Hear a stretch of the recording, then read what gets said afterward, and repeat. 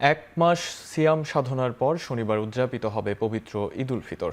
দেশজুড়ে ঈদের প্রধান জামাত ঘিরে প্রস্তুতি সম্পন্ন। সিলেটে বরাবরের মতো প্রধান ঈদ জামাত হবে ঐতিহ্যবাহী শাহী ঈদগাহ মাঠে সকাল 8:30টায়। এ জামাতে অংশ নেবেন বাণিজ্যমন্ত্রী, প্রবাসী কল্যাণ ও বৈদেশিক কর্মসংস্থান মন্ত্রী সহ বিভিন্ন পর্যায়ের সরকারি বেসরকারি কর্মকর্তারা। একই সময় হজরত শাহজালালের মাজার মসজিদেও হবে ঈদের জামাত। উপমহাদেশের অন্যতম বৃহৎ ঈদ জামাত কিশোরগঞ্জের শোলাকিয়া ঈদগাহেও শেষ হয়েছে সব প্রস্তুতি। সকাল 10টায় হবে শোলাকিয়ার 199তম ঈদ জামাত। মুসল্লিদের জন্য থাকছে 3 স্তরের নিরাপত্তা, চালু থাকবে বিশেষ ট্রেন সার্ভিস।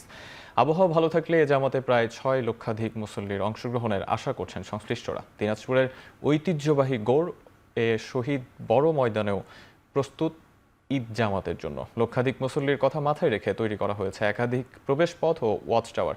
এবারও বিপুল মুসল্লির সমাগম হবে বলে আশা করছেন আয়োজকরা।